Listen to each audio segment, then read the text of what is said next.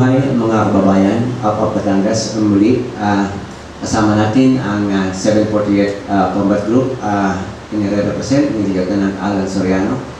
Pakita mo nga si Lieutenant Alan Soriano. At kasama rin natin, katabi niya, ang presidente ng Rotary Club of Lipa South, si President Charlie Cuenca. At siyempre, ang ating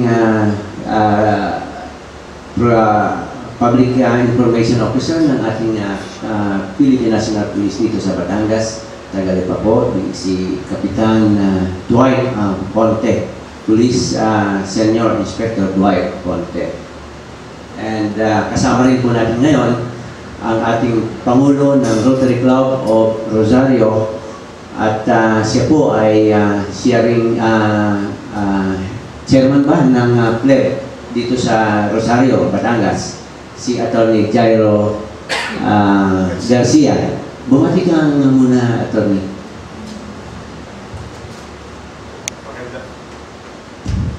Magandang araw po sa lahat ng mga nanonood at sa aking mga kasama dito na puro matitikas at magagandang lalaki katulad ko. At kasama pa rin natin dito ang ating Public Affairs Officer ng Armed Forces of the Philippines, si Colonel Jerry Zamudio. Thank you very much, Ding. Hindi mo nakilala yung ating... Hindi ba?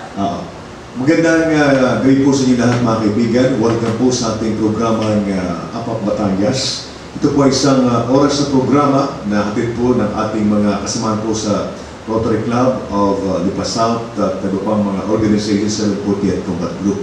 Magandamay po kayo for 1 hour sapagkat mayroon po tayong bisita ngayon, ang Station Commander po ng Rosario na ipapakilala po ni Binandan.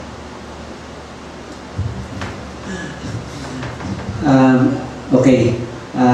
Bisita po natin ngayon ang ating Police Senior Police Superintendent, si Colonel Manuel D. Castillo ng Rosario PNP. Bumati po kayo, Colonel. Magandang gabi po sa ating lahat. Ako po ay nagagalak at na-invita niyo ako dito sa Apa Batangas. Magandang gabi po ulit. So, pagbati po natin sa lahat ng mga kababayan natin nanonood dito sa Rosario, especially sa Rosario sa Ibaan, sa Lipa, at sa Cagayan, sa Malabatan, Awan, at sa Santo Tomas. Siguro po, sa ngalan ng aming mga kasamang sina Mar Amparo ng Batangas Chamber of Commerce, si Kaped Calaw ng Hog Raisers Association na nasa meeting ngayon, at si Dr. Jess Medina na ngayon ay may tournament, ay kami bumabati sa inyo. At siguro patuloy na tayo sa pag-update ng ating Rosario PNP, Colonel. Pwede po ba kaming balitaan ninyo ng mga ginagawa ninyo dito para dito sa kapayapaan sa Rosario, Batangas?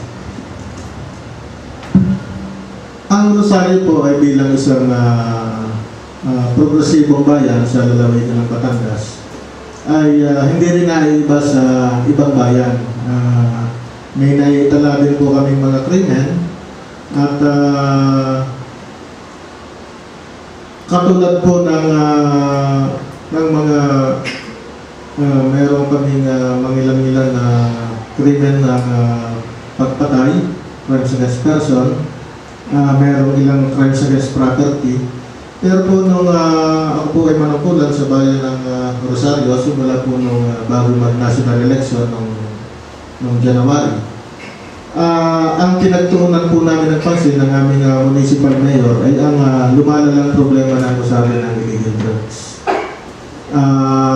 Iba't iba po yung aming naging approach, ang aming mayor na approach. Meron po kaming supply reduction, demand reduction. Yun pong mga identified na personalities ay pinausap namin. Yung iba po ay nakinig, yung iba po ay nahuli.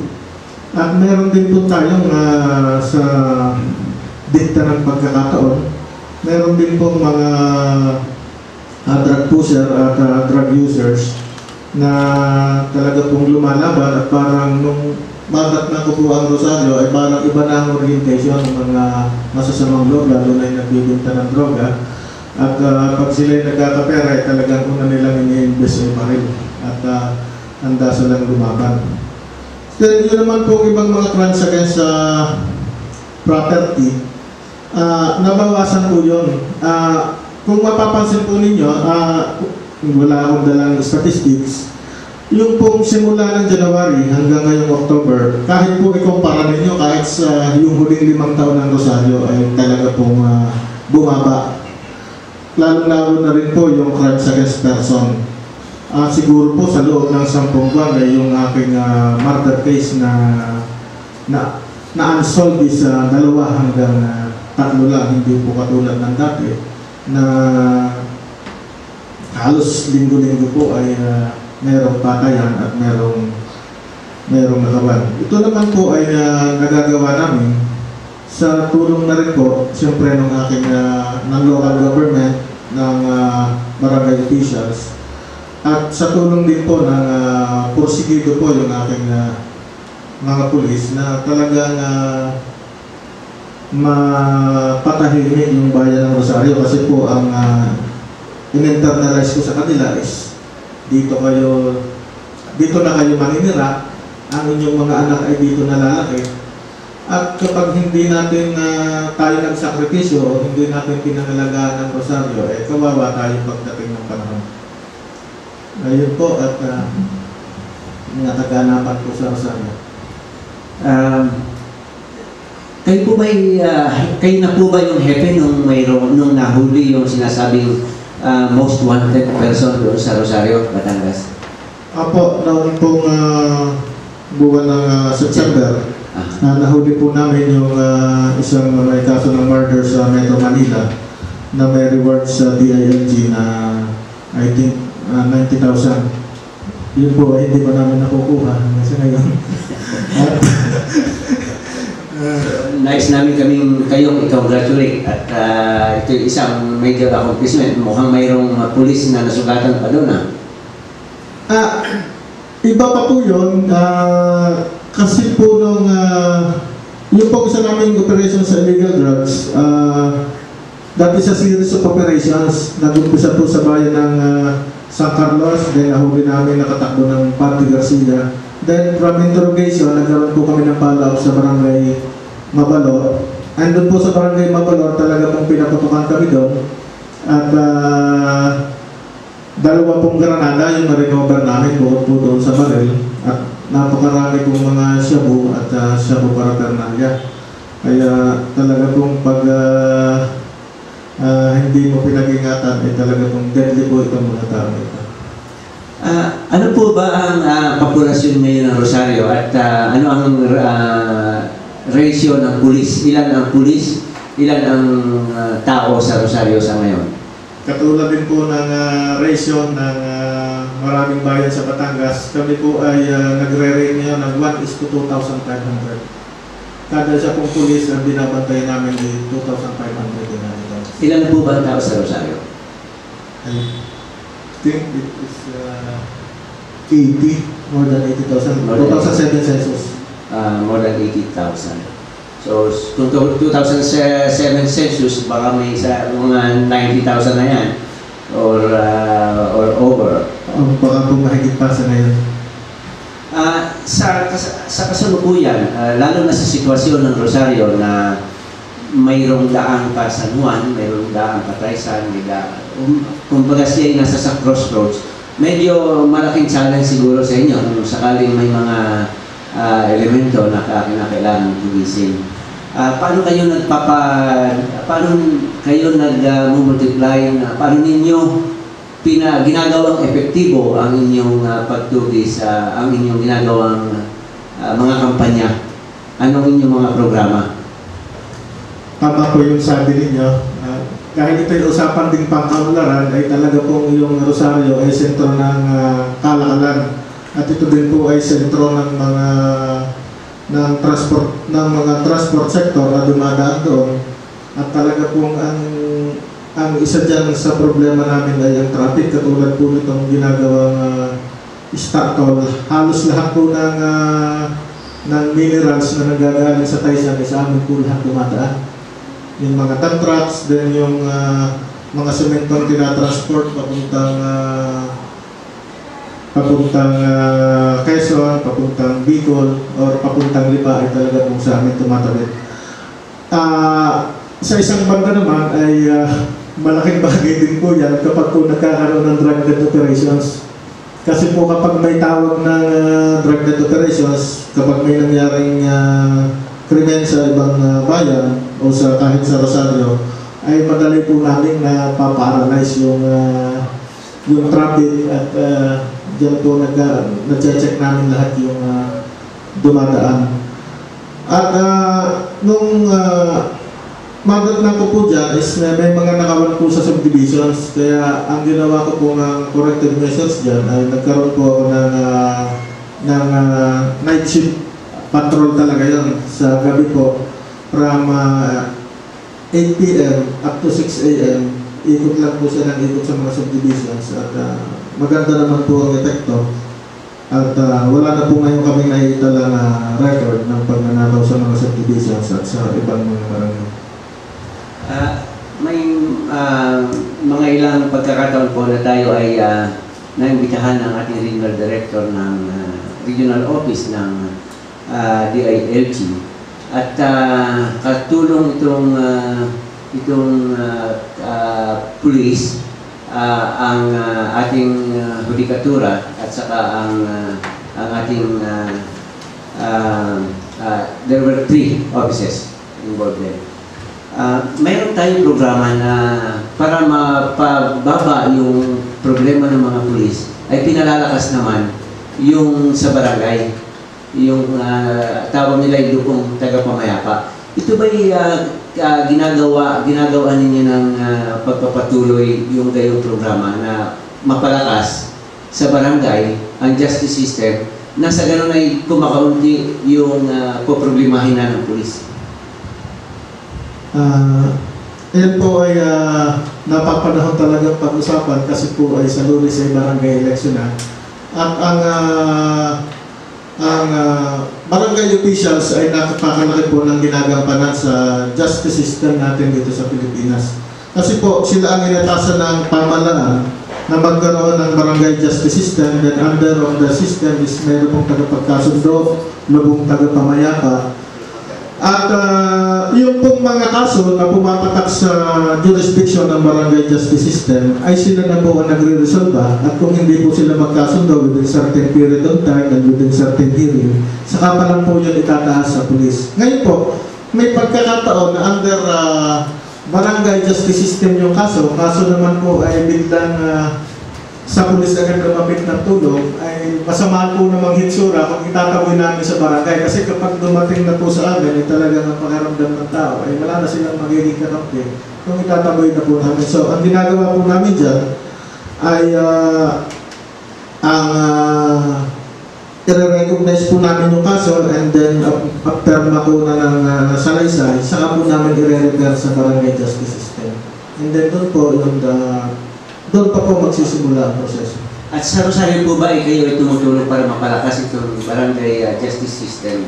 Opo, sa tulong po ng aming mayor at sa pamumuno rin ng aming DILG officer, si Engineer Adaga, ay nagkakaroon po kami ng mga seminar, at sigurado ko na ngayon na magbabago yung liderato sa barangay. So within next month or within early next year, magkakaroon po talaga ng series of seminars para sa barangay justice system at sa iba't ibang grupo.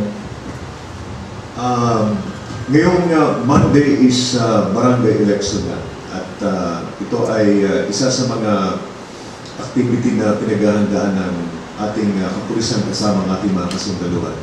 Ano mga paghahandang ginagawa natin? Sa ngayon po yung policy ng PNP sa kada polling centers ay dapat po may 2 pulis. So katulad po, ako po ay may 48 barangays. Dapat po ay 96 yung aking i-deploy na tao. Bukod po yung matitira sa investigation, traffic, radio operator, at jailer. Kaya po, ang naging katugunan po ng PNP sa kakulangan ng personnel, ako po ay may 52 personnel lang. Yun pong mga nag-schooling natin na personnel ay nirecall po muna. At yun pong mga nasa office duty, sa regional office, sa provincial office, pati po yung mga nasa office duty sa Camp Crame ay nakarating po dito sa Batangas para po makatulong ng Police Batangas sa pag-maintain ng kaayusan ng eleksyon sa darating na Lunes.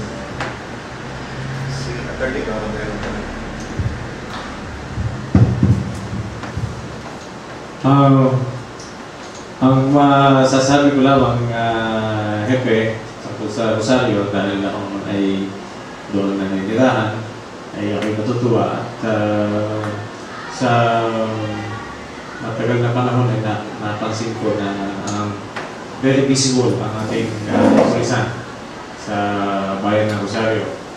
At hindi ko naman ito binabanggit dahil ako'y club chairman ninyo. Pero ganun din naman at ako'y natutuwa na buhat na ako'y maging chairman ng Flair. Umpisa pa ng panahon ng namatay na mayor na si Mayor Ipe Marquez, ay wala pa naman na naiireklamong pulis na nakakarating sa Flair.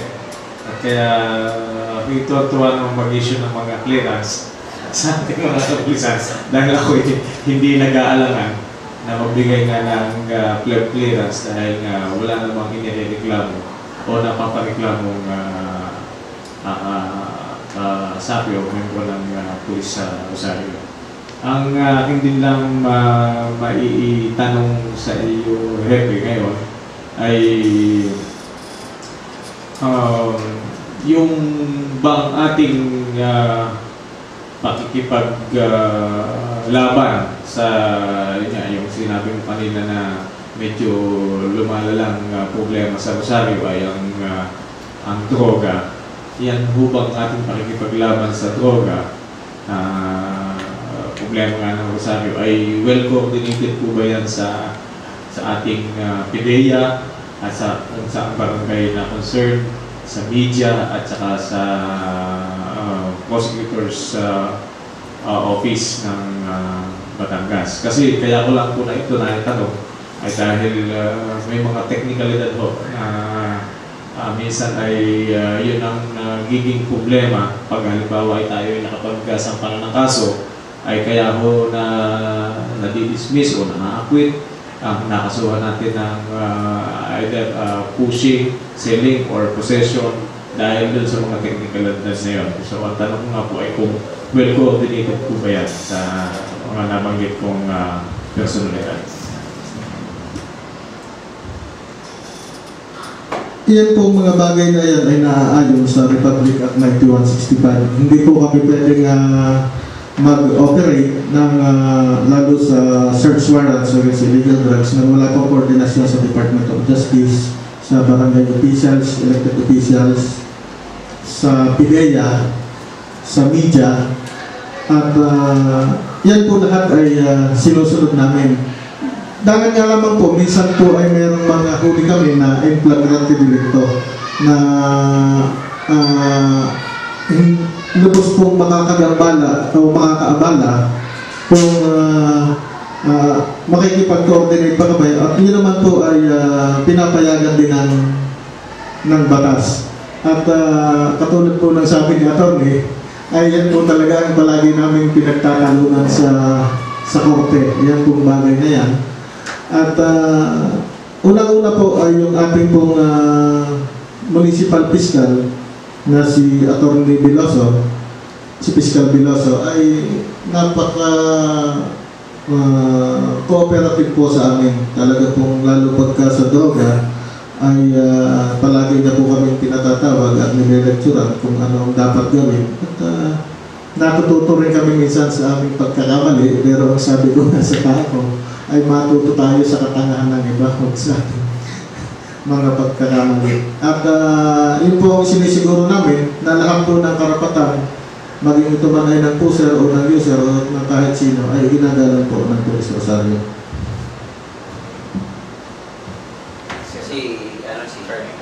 Okay, magandang gabi po sa inyo lahat. Ang tanong ko po ay, ang ating po buwang kapulisan sa Rosario ay meron kayong coordination sa mga non-government organizations like Rotary, may Rotary tayo sa Rosario at ang presidente nga ay si Attorney Garcia, ano po, Alliance, at marami ko dyan communications group. Ito malaking makakatulong sa atin, ano, sa peace and order. Ang tanong ko po ay tayo may mga coordination sa mga katulad nila, especially mga communications group na may mga radyo mga yan sa mga sasakyan nila.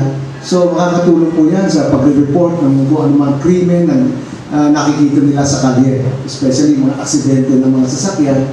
Madali ho sila makakapag-radyo sa inyo. Lahat po ng sektor sa Rosario ay kinakausap natin at minsan po ay nasusolisita namin. Maging ito man po ay government organizations or non-government organizations. At ako naman po ay natutuwa at gayon na din lamang po ang pagtingin nila sa Police Rosario. Kasi po ay wala rin silang ibang aktibidad na hindi kami naiimbita.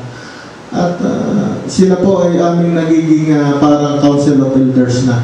Kapag po lalo pag may mga kaunting problema ay nakakatulong po sila sa amin.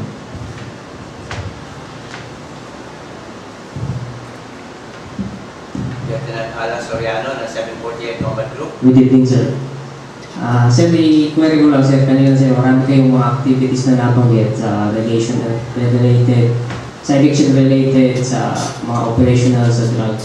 Meron po ba kayong mga activities regarding sa PCR? Kasi CMO officer po, yung counterpart ko sa inyo, para magtaya po tayo sa mga activities na sana.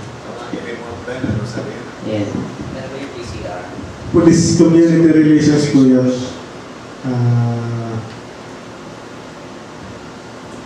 Iyan po ay hindi nawawala sa bawat istasyon yung pagpapalakas po ng community relations, lalong-lalo na po sa mga barangay. At may mga, ito pong eleksyon na ito, ang ginawa po namin na isang pamamaraan upang maipakita sa mga tao na kami ay seryoso at nakikipagdao pagpalad sa kanila, ay sinagawa po namin yung unity walk sa lahat po ng kandidato sa barangay. Kasama po yung local government, yung sinasabi ni Lana, ni Sir pasensya na kayo, ni Sir Charlie Cuenca, yung president ng Rotary, na nakikipag-ugnayan kami sa NGO, then sa ibang government organizations, DepEd, ay nagsagawa po kami ng unity walk. At from there, nagkaroon din po kami ng Holy Mass sa Santo Rosario Parish. At doon din po naganap yung ating covenant signing for peace election.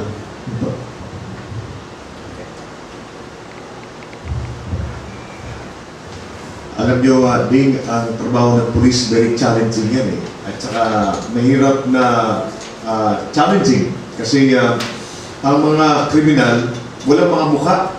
Yung ating mga kapulisan na nakikita sa kalye, tapos identified. But alam ko sa inyong, lalo na sa Rosario, na ang tutok talaga ninyo ay yung droga.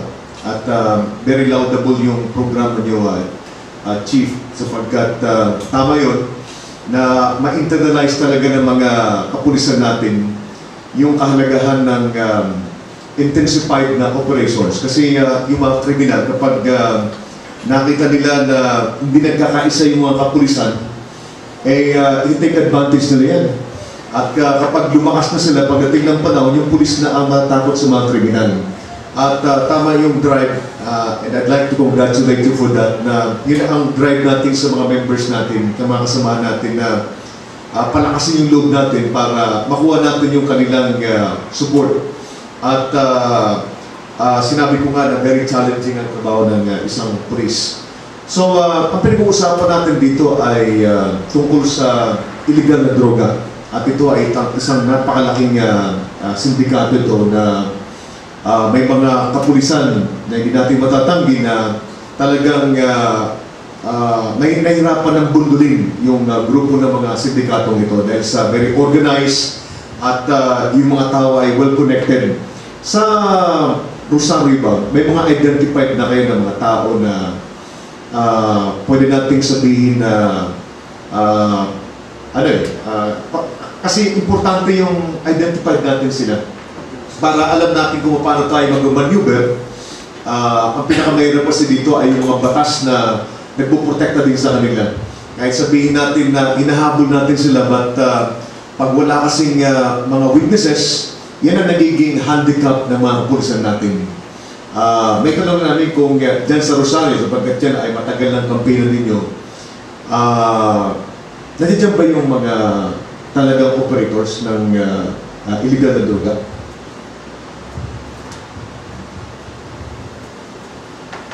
Alam niyo po sa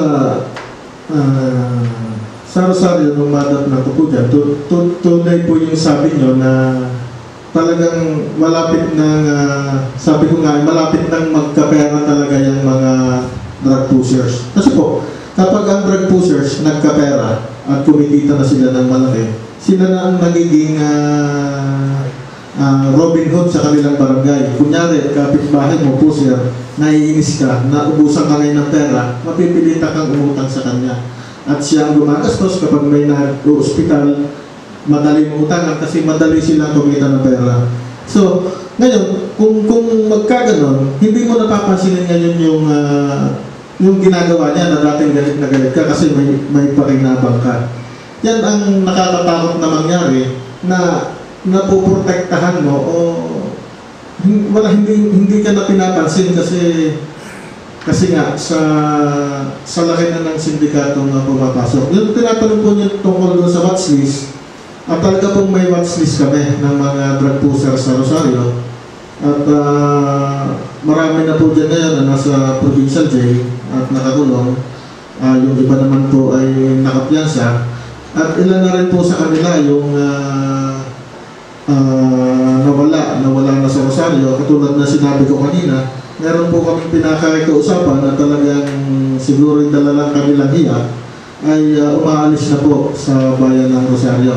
At meron din naman pong mangilang-ilang na siguro ay sa tindi ng kanilang mga kasalanan, ay meron pong sa kanilang ang iba ay napahamak. At meron pong hanggang ngayon ay nagkaroon ng operations ay hanggang ngayon po ay nawawala. Yun po ang isang malaki dyan. At talaga pong yung sindikato po ng droga ay hindi na po dapat sa local police na lang itinutuan. Dapat po talaga ay may seryosong kumpanya kung ano po yung talagang agency na nakakaalam tungkol dyan sa illegal drugs. Kasi kami po dyan ay parang support unit lang at ang main agency po dyan ay yung PIDEA. At bilang po kami naman po yung talagang nasa baba, hindi naman po ganun kalaki ng organisasyon ng PIDEA, kaya kami po ang gumaganap at nakikipag-coordinate na lang po kami sa kanila. So, sa PIDEA kayo tumitingin. Ako lang, doon lang sa napag-usapan niyo, ako medyo naaalarma sapagkat sa inyo sa Rosario, itinutulak niyo para mawala sa inyo sa Rosario. Nung bisita natin si Mayor ng Mataas na Kahoy, Mayor J. Lagan, ay sinasabi niyang na itutulak na rin nila at marami na nawawala sa kanila. Ang sinasabi rin ni Mayor Tony at ng ating hepe sa Tanawan ay malakas ang kampanya doon at naitutulak na rin nila at marami na rin sa kanila ang umalis o nawawala ay baka naman dito sa ating matagpuan o kung saan ibang bayan di ang matagpuan. So ang aking iniisip ay mungkahisan yung mga kapulisan at saka hindi na lamang sa mga kapulisan kung hindi man sa PIDEA sapagkat siyempre napakalaki ng pinalaman ng kampanya sa mga ganito dahil hindi naman pwedeng ito'y basta law enforcement lang dahil ito'y may mga kaakibat ng mga ibang programa na hindi basta dadakip lang at magkukulong lang. So, kumbaga ito'y napakalaki ang kinalaman ng local government. Kung kaya iniisip ko na kayo ang nasa sauna, yung mga magkakatabing hepe ng mga bayan at ang ating mga punong bayan at punong lungsod ay magkaroon ng pagkakaugnayan, pagkakausap-usap. At siyempre, kayo, dahil kayo ang naririto, ay di maiparating na rin sa ating provincial director. At alam ko namang very welcome sa kanya yung mga boses ng ating mga kababayan ay hindi maging pulo-pulo yung ating kampanya, kung hindi maging integrated na yung magkakatabing bayan ay magkatulungan, magkaugnayan. Dahil hindi pwedeng itutulak mo at hindi pupunta sa kabila. Hindi pwedeng hindi mag-ooperate yan at doon na lamang sa kabila o uli sa kabila.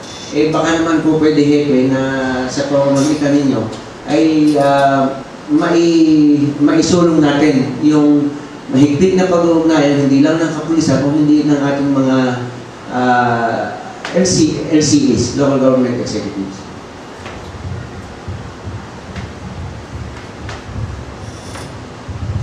Constitutional rights po yun ang tayo, the right to vote. Pero hindi kada ikaw ay may karapatang tumira kahit saan, ay may karapatang kang gumawa ng kalokohan. Ito naman po ang sinisigurado ko sa inyo na lahat po naman ng hepe ay nagtutulungan sa mga bagay po yan. At lalong-lalo po ako natutuwa doon sa mga katabi kong bayan, yung hepe ko ng hepe namin ng San Juan, si Colonel Aguda, at yung hepe po namin sa Padre Garcia, ay ganun din po kasigasig at maging dito po sa Lipa, ganun po kasigasig ang kanila rin kampanya laban sa droga. Kaya kung sila po ay tumakbo ng tumakbo, ay talaga pong sila ay mahihilo. Okay, June, may dadagdag ka? May dadagdag lang ako diyan. Noong nakaraan kasi na Provincial Peace and Order Council meeting sa Capitolio, nag-present ang ating provincial director ng mga accomplishment regarding sa drugs. Kasi the first time na umatid ang ating provincial director sa Police Senior Superintendent Fidel, ayan ang idinulog ng mga mayor sa pangunguna nga ng mayor na mataas na kaaway si Mayor J. Ilagan, na kung saan talagang binigyan din niya yung problema ng lumalala na tungkol sa droga sa mga kabayanan dito sa lalawigan ng Batangas. At yan naman, unang pinangako nga natin provincial director na bibigyan ng pangunahing atensyon yung problema na yan. So, kaya nung nakaraang PPOC, presenta po natin at nakakagulat naman po yung mga accomplishment ng ating mga kapulisan. At naging very positive naman po yung response ng ating mga mayor na binigyan talaga ng suporta yung ating mga hepe when it comes sa mga logistical support, gasoline, at saka yung mga, even pa nga po yung sa mga intelligence gathering, some of the mayors ay nagbibigay ng intelligence fund para diyan. So, doon po sa problema na tinatanong natin na anticipate natin na baka sa ibang lugar lang pumunta. So, ang ginagawa po natin dyan, pinapaliit po natin yung lugar na kanilang ginagalawan. Hanggang sa sila po'y wala nang pupuntahan at mapipilitan na lamang silang, kung hindi sila tumigil, umalis na lamang sila sa probinsya ng Batangas. At umaasa naman po tayo na sa pupuntahan nila, ganun din ang gagawin ng mga namumuno kapulisan doon at ating mga leader ng ating lokal na pamahalaan. Talagang masilimot ang problema sa illegal na droga kasi talagang malaking perang gumagalaw dyan. Kaya nga siguro dapat palakasin natin talaga yung tayo na sa mga civic organizations, yung panawagan sa mga kasama natin mga kabayan na magkaisa tayo dahil ang nakikita ko ngayon kapag ang pinabayaan lang natin yung mga otoridad na siyang mag-address ng concern nito, kahit na maghapong maglakad dyan, kahit na manghuli yan, kapag ang ating mga kabayan ay hindi po sumuporta, hindi sinusuportahan sapagkat lahat tayo takot, talagang lahat tayo tatakotin yan. Kaya dapat ho ay pagkaisahan natin na gawing matapang ang ating mga kabayan na labanan itong malaking nagiging higanting problema ng ating society ngayon. Kasi natatandaan ko noon na ding sa probinsya namin, ang anak mo pwede mong pakawalan ng gabi para mamili ng suka, asin sa tindahan, mga 7 o'clock ngayon. Siguro ang ating mga kabayan ay mag-aalangan na utusan yung kanilang mga anak kapag gumagabi na. At ano ang magiging sitwasyon pa sa lugar natin kapag nagpabaya tayo? Parang sa atin ay palagi nating gustong ipaubaya yung problema sa ating mga otoridad, kapulisan, sa sundalo, sa PIDEA. Na itong laban na ito ay laban natin itong lahat eh.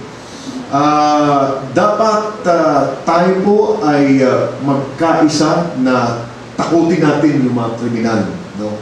Takutin natin sila.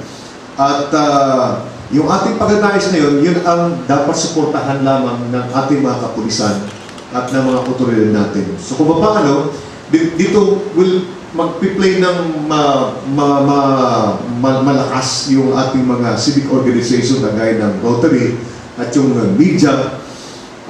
Kung meron tayong mga tao dyan na talagang mga pushers talaga dyan, dapat yan ay gawa natin ng para na ma-report na. Ano ginagawa nyo, Superintendent Castillo, tungkol sa, like for example, ang isang tao may mga duplication na, may mga multiple reports na, like for example si Mr. X, ito pusher ito. Anong ginagawa ng kapulisan natin para matulungan yung, kasi talagang reality yan sa grounds na ang ating mga kabayan, hindi nila sasabihin yung mukha nila, pero mag-text yan eh. Like 10 tao ang nag-text na si Mr. X ay siyang operator, malaking operator ng illegal na droga sa Rosario. Anong hakbang ginagawa niyo dyan, Superintendent Castillo? Kapag po kami ay nakatatanggap ng ganyang mga text o tawag, ay yan po ay binabalidate muna namin. Una-una ay yung tao ba ay talagang nandun. Then kung masigurado namin nandun yung tao, ang pangalawang hakbang dyan is ano bang aktibidades nito. At dyan po papasok yung namin mga intel operatives. At kung mapatunayan po namin na siya may ginagawang illegal, ay dalawang kung sa droga po, ay dalawa naman po yung approach na ginagawa namin dyan. Mag-a-apply kami ng search warrant sa korte para ma-search namin yung kanyang sarili, yung kanyang bahay o yung kanyang sasakyan. Ngayon naman po, kung palagi siyang wala sa kanila at talagang talamak yung pagbebenta niya, ang isa po namin approach dyan is yung by-bus operations. Nakikipag-coordinate po kami sa PIDEA at kung siya po ay talagang mabilihan namin ng sago, ay di huhulihin na po namin siya at amin po kakasunan.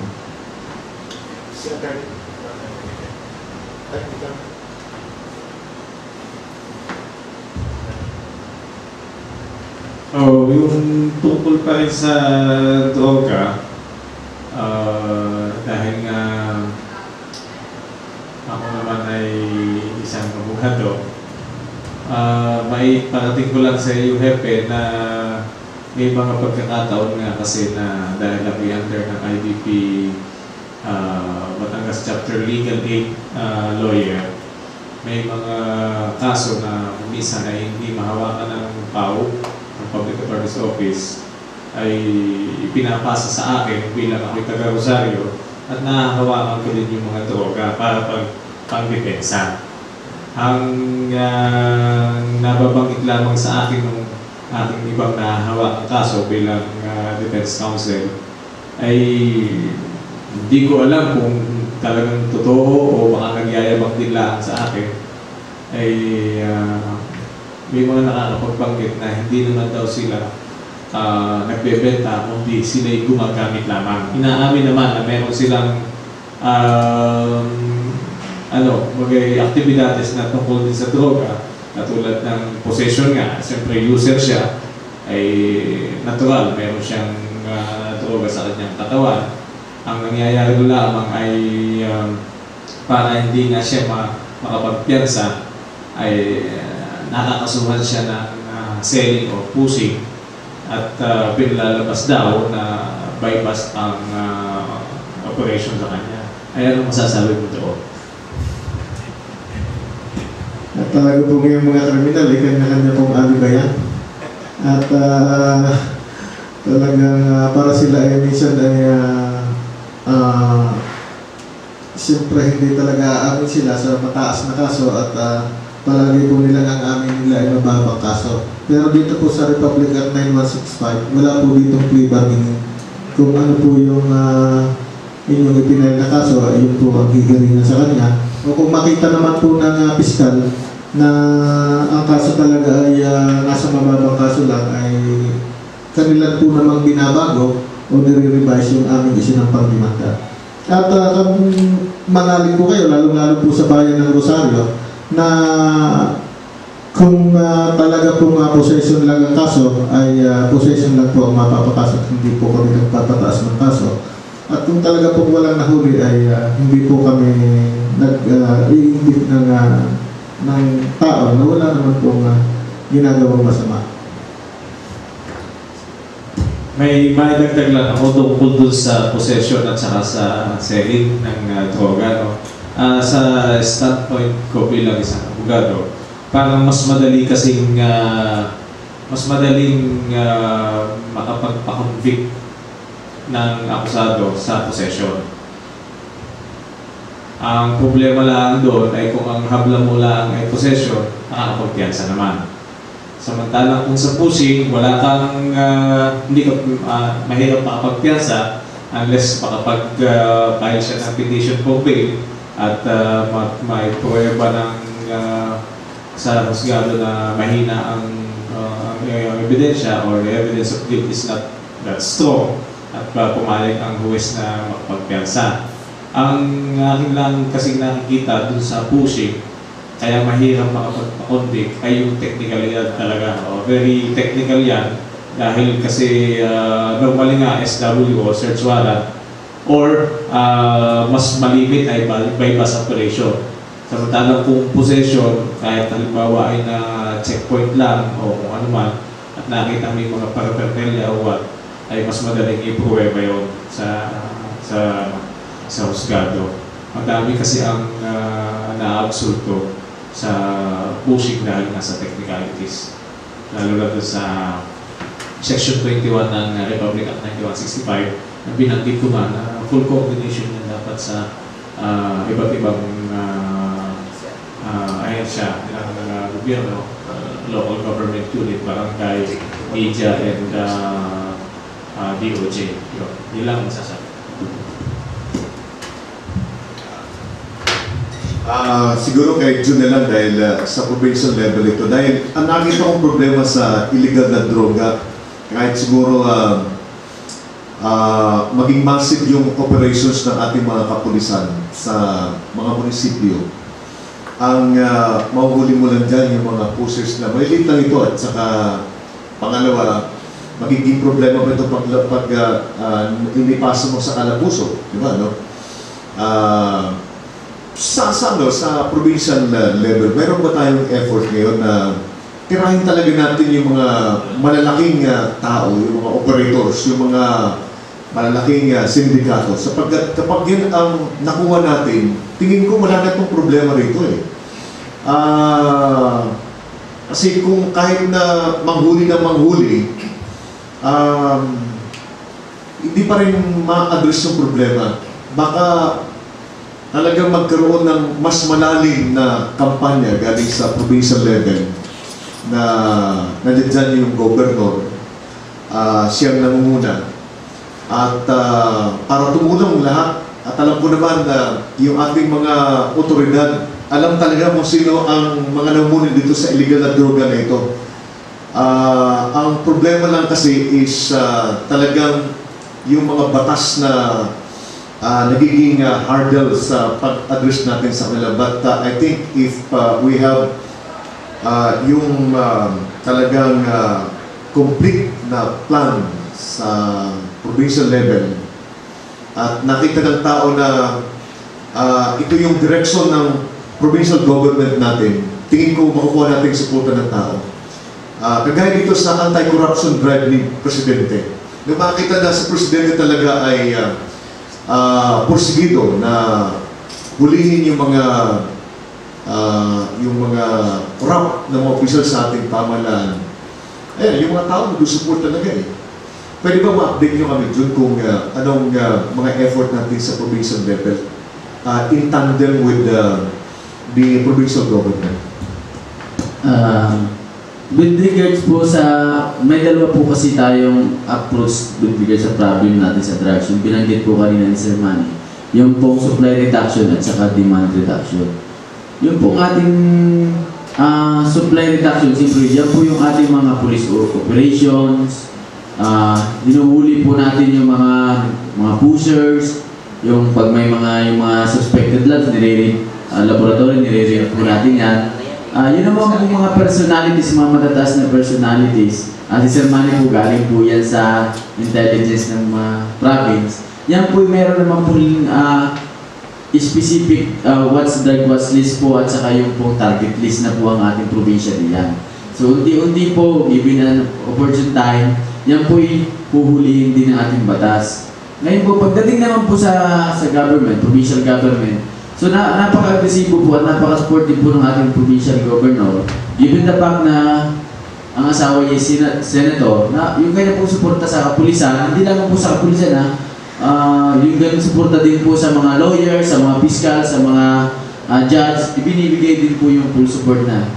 Previously nga po, lahat po ng ating mga hepe, kasama po ang mga fiscal, ang mga judge po nagkaroon po ng training po para po yung mga salient provision po ng Republic Act 9165 ay ma-digest natin. So para ma-avoid po yung technicalities, doon po yung ginanap sa may Balete, sa resort po doon. So meron po meron po tayong tatlong batch po ng mga hepe na tig-release na pinunduan po talaga ng provincial government yan. Kasi po, ang naging problema po previously, na pagdating ko po dito sa Batangas, yung pong lack of coordination ng ating pillars of criminal justice system, yung pong ating mga judge, lawyer, yung mga fiscal po, yung IBP natin, yung police natin, and the community. Although gumagawa po sila ng kanilang trabaho, pero hindi po nag-coordinate sa bawat isa. Na supposedly dapat they are acting as one. So, kaya nga po ang ginawa na, sabi nga ng mga judge, dati kakaunti pang nag-a-apply ng search warrant, puro bypass naman talaga lahat, puro bypass. Kasi nga sabi nung ayaw naman daw mag-issue ng mga judge ng search warrant pagdating na sa piskal. Kasi pagdating sa piskal na-RFI lang Sabi naman sabi nung dinulog yan sa mga huwes, sabi lang ng mga huwes, sinubukan niyo ba kami? So gano'n, kumbaga hindi nagkaroon ng coordination. Sabi naman ng piskal, dapat kasi, before kayo mag-open, open naman kami na magbigay ng advice sa inyo. So gano'n, kaya by the effort of the provincial government, ng ating honorable Governor Belmo Santos Recto, pinunduhan niya po yung campaign against illegal drugs na para po mabuo itong ating pillars of criminal justice system. So yun po yung napakaganda. Sa ngayon po, papansin nyo po, napakatagal na po yung bypass. Napakarami po ngayon ang search warrant. Kasi binibigyan din ngayon na, sabi nga ni attorney kanina, pag search warrant kasi automatic yan, possession yan So napakadaling i-convict pag possession. So, ganoon po yun. Alam ko na sa mga kababayan kasi natin sa Batangas, maaring nagkakaroon sila ng nadidevelop sa kanila yung perception na sa halos lahat ng bayan, mayroong operations ng illegal na droga. Bakit wala, baka nadidevelop lang yung apprehension ko lang, baka ma-develop sa isipan ng ating mga kabayan. Bakit yung pinakapunot dulo hindi nakukuha? Tagalan natin na nag-ooperate. Nasa ba yung problema? Nasa PDEA ba? Kasi alam ko hindi naman dito ang frontliner ang ating kapulisan. Kung hindi makapag-produce ang head ng PDEA, baka pwede mag-try ng ibang tao para at least Alam ko yun ang gusto rin na i-recommend ng ating mga kabayan dahil habang hindi natin talaga natutumbok yung pinagmumulan, masasayang yung effort natin eh. Maliit lang yung makuha mo yung pushers at paano kaya kung ang naisip ko tuloy, paano kaya yung pondo na yun, gamitin na talaga yan para kunin mo yung pinagmumulan, di ba? No? Kung ang pinag-uusapan milyon, di pantay ng milyon din. Kasi pera-pera lang talaga yan eh. At ang iniiwasan na kasi natin yung perception ng general public na hindi natin kaya yung sindikato. Dapat ipakita natin na kaya natin yung sindikato. Yun ang dapat pa-send natin na strong na message sa general public na kaya natin yung sindikato. At may ipo-project natin yan kung kahit meron man lang tayo mga isang malaking tao na involved sa illegal na droga at imposible na wala yan dito sa lalawigan ng Batangas. Tingin mo? So, pagdating po diyan sa mga personalities, sa ngayon po wala pa, meron na po tayong mga tinatrack at meron naman po yung mga ina-identify na. Actually may mga identify na may meron na po tayong mga offline para diyan, yung mga pending po na sabi ko nga po, may pagkakataon, kukunin na po na ang batas, huli na po yan ang batas. Nang nga naman po, hindi naman po pwede tayo maging hasty sa paggawa ng action dahil baka nga po masayang lang ang pagod natin. So, o kaya tayo pa ang makasuhan. So, kaya nga po kailangan kailangan po yung nakaplano talaga lahat na wala tayong malalabag na batas at yung hindi makakalusot sila, hindi nila magagamit yung mga technicalities ng batas. So, regarding naman po doon sa gobyerno ba, ng mga programa ng gobyerno, actually po, hindi lang naman po dito sa ating bansa yan nangyayari. Part of, sabi nga natin, part of progress yan eh. Kung sa kumumulat ng bayan, laging meron kaya problema. So, kasi po, kaya nga ginagawa po ng ating pamahalaan ngayon, yung ating po mga entry ng ating bansa, mga ports, mga airports, yung pier natin, yan po dapat po dyan talaga higpitan. So, kung hihigpitan po diyan, hindi po basta-basta makakapasok sa isang lugar, yung mga chemicals na ginagamit diyan. So, wala po tayong magiging problema diyan. So, sa ngayon po, I think the leadership naman po ng ating presidente, si President Benigno Aquino, yan po pinapahigpit naman po ang kampanya sa mga airport diyan. Kung napapansin po yun sa mga TV po, sunod-sunod na po yung nahuli na yung mga foreigners na nagpapasok ng illegal na droga dito sa ating bansa. So that is the point po ng supply reduction. Sa dito naman po sa demand reduction, meron po tayong tinatawag na drug awareness reduction education, yung pointer program po natin. Ito po ay pasasalamatan ko na po si board member Africa, Rowan Africa, na siya po kasi ang namumuno diyan. Kung saan po yung ating po mga kapulisan, mga guro, ay nagkakantak po ng mga lectures, actually subject na po ito sa mga high school at saka sa mga elementary para i-remind po sila at educate po natin yung ating mga kabataan regarding sa bad effects ng illegal drugs. So, kasi po yan pong illegal drugs, yan po yung gagamit ng isang tao. I think si First Lieutenant Soriano would agree sa akin na ang gagamit niyan, karamihan ay, o magbebenta niyan ay yung medyo kakaunti ang pinag-aralan. So, kakaunti ang alam. Kasi wala lang po, kumbaga, sabi nga, kung ang papel ay walang sulat, pag sinulat mo, yun, madali siyang pasukan ng anong pangit na sulat. Pero kung yan ay puno na ng sulat, marami nang alam yan, matalinong tao na, hindi ba alam niyang mga masamang maging dulot sa kanya, hindi niya papasukin yung ganong aktibidades.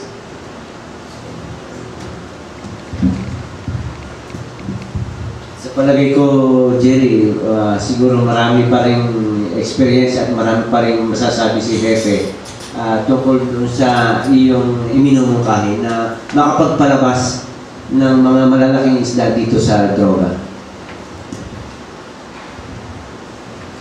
Talagang katulad ng sinasabi ni Sir kanina, minsan talaga ay pumapasok sa isip namin na ano ba talaga ito, na baka kami na lang nakikipaglaban dito at sa bandang huli ay kami ang malagay sa balag na alanganin. Kasi hindi naman po linit sa ating lahat. Marami pong law enforcers na namatay na nag-operate ng illegal na droga, lalo-lalo na po dito sa ating sa Batangas. Pero iyan naman po ay talagang sa amin pong kapulisan ay talaga pong ginagampanan namin ang aming tungkulin. At yung katulad po ng sabi ni Captain Ponte, hindi naman po kami pwedeng kumilos ng hindi naaayon sa batas.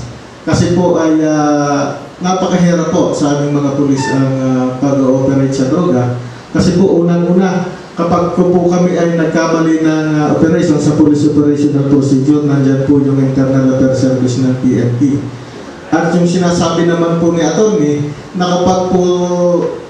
na kapag po na-dismiss yung kaso ay automatic po na may motu proprio investigations yung po aming Detective Management Division ng PNP. Lalong-lalo na po yung mga kaso na nadidismiss for non-appearance of PNP personnel. Yan po ay walang kalaman-laban ng pulis at talaga pong nadidismiss po yung pulis o nabidimo. Pero kahit po anong ang naging patakaran po ng PNP, kahit po anong naging dahilan ng pagka-dismiss ng kaso ay may motu proprio investigation at para may paliwanag ng pulis ang kanyang parte kung bakit na-dismiss yung kaso. So, yun po, hindi naman po natin masasabi na walang mga big time na nahuhuli sa Batangas. Marami rin po mga big time na nahuli dito. At talagang po minsan ay magugulat kayo na akala ninyo ay matinong tao, akala ninyo ay minsan ay nakakasalamuhan ninyo, minsan kaibigan ninyo, kasama sa negosyo, na ito pala ay magulat na lang tayo sangkot dito at nahuli na po ng PNP. Thank you very much. Talagang nararamdaman ko na talagang masalimuot talaga ang problema sa droga at alam ko na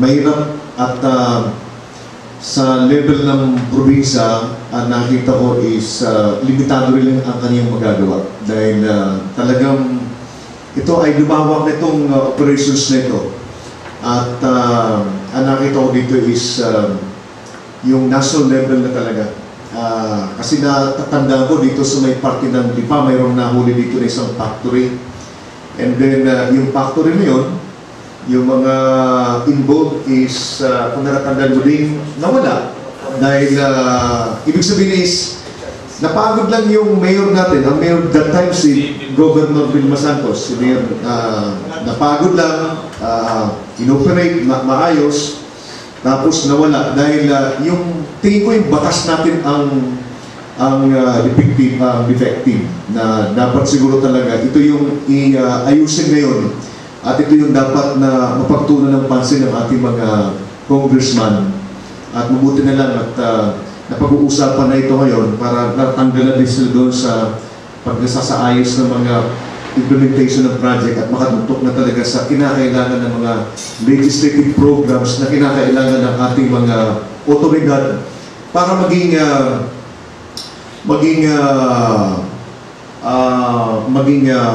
magkaroon silang power naman. Kasi meron akong napapakinggan, I don't know kung ito ay nakakarating din sa inyo June, but meron akong ilang mga nakausap, pakiconfirm lang kung totoo itong may mga kapulisan ako na mga ilan-ilan lang nakausap ko na pagdating sa droga, parang ayaw nila mag-respond na kasi takot sila na magkaroon ng kaso. So, ang nakikita ko, ito ang magiging attitude ng mga susunod nating henerasyon ng mga kasundaluhan dahil nakita nila na inutil yung batas na pwedeng gamitin ng ating mga kapulisan. Baka pagdating ng panahon, tayo na yung takot na sa akin na halos magiging takot na tayo lahat. At ano magiging klaseng society magkakaroon tayo kung ating mga pagdating ng panahon, pag hindi natin ito nasupit, pagdating ng panahon, hingi ka ng tulong, hindi ka natutulungan sapagkat takot na tayo sa sindikato. Ngayon, hindi pa siguro sila masyadong malaki. Kaya habang hindi pa sila malaki, dapat magtulong-tulong tayo. At huwag nating hayaan na maging gigante silang sindikato.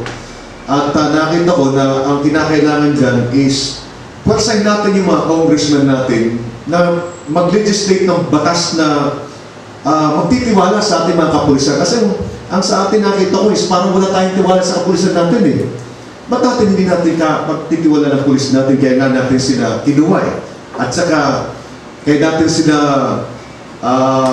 binigyan ng formal training para sila ay mapagkatiwala ng ating mamamayan.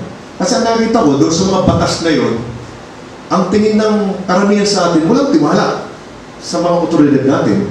Kaya ayaw ipagkatiwala yung power na kinakailangan ng otoridad para lipulin natin yung mga kriminal sa ating society. So, pasensya ka na din kung medyo naging emotional kasi talagang nakikita ko yung sitwasyon natin sa problema natin sa droga na lumaki na ito. Ako wala akong masyadong problema. Nasa loob ako ng loob ng care base. No? Pero problema doon sa mga tao nasa labas. Di ba? Yung nasa labas na gaya kay attorney, yung paglabas ng anak mo, gaano ka kasiguro na paglabas ng anak mo wala siya may encounter ng mga addict. Di ba? Paano kung pupunta lang doon sa isang kanto lang, pupunta lang kaibigan, biglang may nasa lubong ngayon na addict ngayon at may ginawa sa miyembro ng pamilya natin. Hihintayin pa ba natin yun? Na dumating yung punto na yun? At lahat tayo ay pwede mangyari sa atin yan. Pwede mangyari sa atin yan. Ngayon, hihintayin ba natin yun? Na hindi na tayo magkaroon ng peace of mind sa sarili nating barangay? Natatakot na tayo sapagkat yung problema, ayaw natin na i-confront, ayaw nating harapin. Lahat tayo takot. Diba? Yun lang ho. Medyo mahirap po talaga kung paano natin itong aayusin ito sapagkat batas ng kinakailangan, masyadong malaking batas ang nagpuprotekta sa mga kriminal. Dapat hindi pinoprotektahan yung mga criminals nito eh. Diba? Yun lang din. Thank you. Salamat Colonel Jerry. Siguro kita naman ni Hepe kung gaano ka emosyonal at kanina naman ay nabanggit na rin niya na may mga pamamaraan, may mga ibang hakbang at pamamaraan ginagawa sila na sabi niya, where policy fails, I think they're try thinking. At siguro, tama na lamang ang panawagan mo, ang panawagan natin sa ating mga kababayan na tayo naman ay gumising at makisali. Dito ang katahimikan, ang kapayapaan, at ang pagsulong ng ating pamayanan ay ating din kapanahutan. Tayo kasali sa benepisyo. So, kasali tayo dapat sa, hindi lang sa pag-iisip. Talagang umalari tayo sa ating mga otoridad sa mga ganitong bagay. Unless mayroon pang update ang ating si Captain Ponte ay yes, sir. Sasamantalahin ko ng pagkakataon. Ako pinag-usapan ng aming admin section.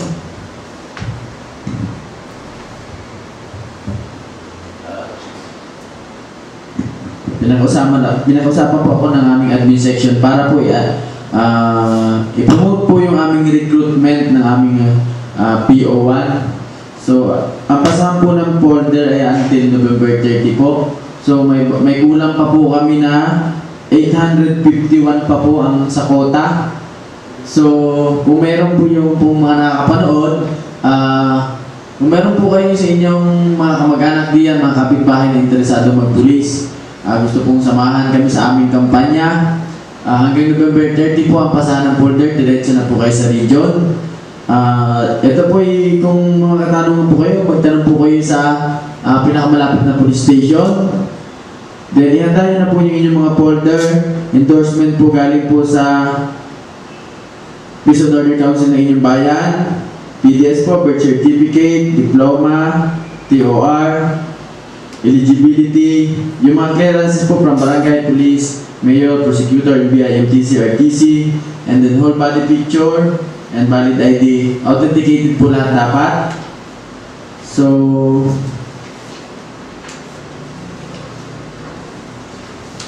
So yung po may mga eligibility, kahit hindi po graduate ng CRIM po, basta po napulcom, PNP entrance examination passer, civil service professional passer, yung pong mga graduate po ng honor graduates po,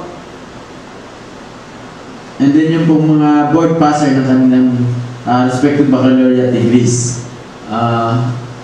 Magpasa na po tayo ng folder at samahan niyo po kami dito sa Police Batangas. Napakarami pa pong kulang natin, 851. So, Para sa mga may katanungan, kung ang age po natin nga pala, ano nga po pala, age 30 po. At least hindi po siya 31 at the date of taking. So baka mayroon ka rin ibibigay na email address at saka telephone na pwede nilang i-text.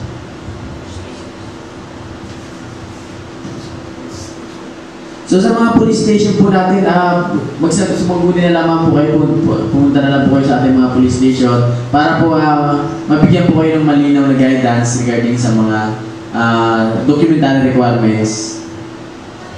748 Combat Group for your update. Naging very busy po ang 740 Combat Group nitong past week. Meron nga din kaming Youth Leadership Summit kung saan natalakay din ng drug awareness. Itong Youth Leadership Summit namin is 5 araw ito sa 2nd Infantry Division. Then, 2 araw sa Manila, sa Fort Bonifacio. Meron kaming participant doon, 7 participant, 3 sa Palahan at San Juan, 2 sa San Jose at 1 dito sa Lipa. Then, tuloy-tuloy din yung aming Brigada Eskwela sa Bohol National High School sa Tanawan. Then, nung last weekend, 6 na Unity Walk at Peace Covenant signing yung aming sinalihan. Then, nag-participate din ng 740 Combat Group sa City Peace and Order Council sa Batangas. Then, sa San Juan, yung MPOC at sa Agoncillo. Then, nag-participate din ng 744 Combat Squadron ng bloodletting activity sa San Juan, Batangas. Tumulong din ang 740 Combat Group sa cleanup drive dyan sa Lapute River, dyan sa Balete. Naglinis kami doon sa bibig ng Taal. Naglinis kami doon. Then, feeding activity din kami sa Mataas na Kahoy. Kasama namin dito si Bokal Balba. And lastly, yung regular namin coastal cleanup sa First Class Power Corporation ng 747 Combat Squadron. Sir, pati ko lang sir yung 2 naming estudyante ng Lasal na laging nanonood ng kapapatanga, si Dennis Espiritu at si Darlene Manalo. Happy watching. Batiin mo na rin si retired General na Taginod, na nanonood, Romy Taginod, na nanonood sa atin. Good evening sir, happy watching din sir. Si Charlie ng Rotary Club of Lipa South, batiin natin si Past District Governor Mon Pumagon. PDG Mon, magandang gabi po sa inyo. Alam ko kayo nanonood sa mga sandaling ito. Magandang gabi po sa inyo, PDG Mon Pumagon. Okay. Para po sa Rotary Club of Lipa South, updating po natin, gusto po kong ipaalam sa ating mga kababayan na tayo po ay mayroong Rotary Club of Lipa South Therapy Center. Ito po ay nag-ooperate po ito tuwing Tuesday, Thursday at Saturday. Meron po tayong therapist na laging doon. At ito po ay nasa Sona, Barangay Sabang, Lipa City. So ito po ay minimal lang po ang babayaran nyo. Konting-konti lang. At ito'y kayang-kaya ng ating mga bulsa. Kayo po inibita namin, yung mga nangangailangan, magpa-therapy. So, ando po ang Rotary Club of Lipa South Therapy Center. At gusto ko rin po ipaalam sa inyo na ang aming pong club ay nangangalap ng pondo para sa ating mga kababayan na nasalanta ng malakas na lindol sa Bohol. At kami po ay may mga pondo na baka by next week ay personal na dadalhin namin sa isang Rotary Club sa Tagbilaran. Actually, may contact na po kami doon, yung presidente ng Rotary Club of Tagbilaran. Mag-iwan ka ng number or email. Okay, so kung kayo po ay handang tumulong, ay tayo po ay nandito at pwede nyo kaming tawagan sa teleponong 703-0611. PLDT po yun. 703-0611.